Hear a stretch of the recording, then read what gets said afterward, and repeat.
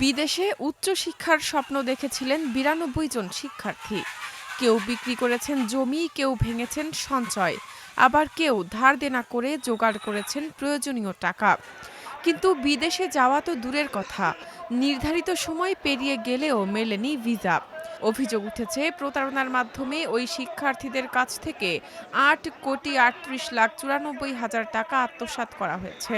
পরে অর্থ আত্মসাতের করা মামলায় এবার মূল হোতা মোহাম্মদ হারুন আর রশিদ ওরফে মতিউর রহমান সহ ৪ আসামিকে আলাদা মেয়াদে রিমান্ডে নিয়েছেন আদালত।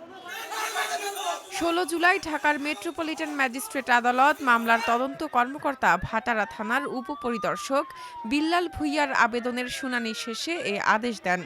এদিকে মামলার এজাহারভুক্ত ২ নম্বর আসামি ও প্রতিষ্ঠানটির পরিচালক মাশায়ের রহমানকে গ্রেপ্তার করে আদালতে হাজির করা হয়।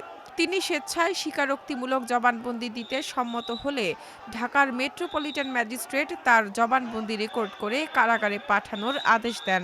ম্যাজিস্ট্রেটের সামনে সে জবানবন্দি দিয়েছে। জবানবন্দিটা এমন যে যদি কোনো আসামি ম্যাজিস্ট্রেট সাহেবের সামনে জবানবন্দি দেয়, অর্ধেক বিচার হয়ে যায়।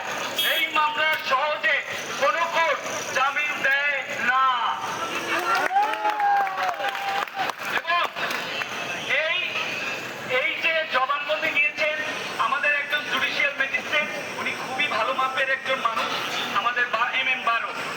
এই এখন যদি আপনারা এখানে বিশৃঙ্খলা করেন, আসামি আমাদের হাতে আছে, আপনাদের দিয়ে যদি কোনো ক্ষতিগ্রস্ত হয়, দায়িত্ব কি আপনারা নেবেন? আপনাদের মা বাবা কষ্ট পাবে না?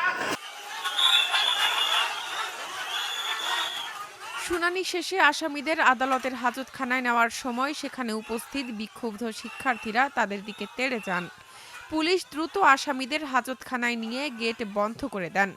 এ সময় শিক্ষার্থীরা হাজতখানার সামনে অবস্থান নিয়ে স্লোগান দেন। পরে পুলিশ ও আইনজীবীদের সহায়তায় তাদের সরিয়ে দেওয়া হয়।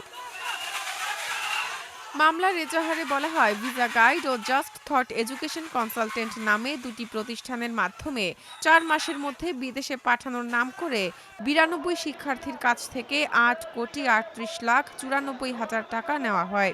নির্ধারিত সময় পার হলেও কাউকে বিদেশে পাঠানো হয়নি। পরে স্টুডেন্ট ও ফ্যামিলি ভিসা প্রক্রিয়াধীন বলে নানা আশ্বাস দেওয়া হলেও শেষ পর্যন্ত ভিসা না দিয়ে অর্থ আত্মসাৎ করা হয়। আমাদের বলতে কেউ অস্ট্রেলিয়া কানাডা আমাদের পাঠাবে, দেন আমরা এটার জন্য টিউশন ফি জমা করি। এজেন্সির নাম বলেন। এজেন্সির নাম হচ্ছে ভিসা গাইড। এন্ড এজেন্সির মধ্যে উনি হচ্ছে তানজিম, যার কাছে আমরা টাকা জমা দেই। এন্ড উনি হচ্ছে কলি। আর আমরা যে টাকা জমা দিয়েছি সেটা রিসিটেই, মানে আমি প্রুফ সহ আপনাকে দেখাই দিতেছি। এন্ড এখন ওরা আমাদের না দিতেছে ভিসা, না দিতেছে আমাদের টাকা ফেরত, কোনো কিছু না, আমাদের সকলের টাকা স্ক্যাম করে ওরা চলে গেছে।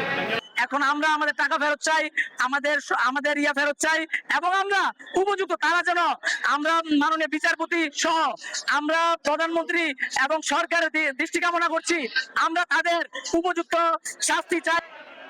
এ ঘটনায় গত ৮ জুলাই ভুক্তভোগীদের পক্ষে আল আমিন বাদী হয়ে ১৩ জনের নাম উল্লেখ করে এবং অজ্ঞাতনামা আরও ৭ থেকে ৮ জনকে আসামি করে ভাটারা থানায় মামলা করেন।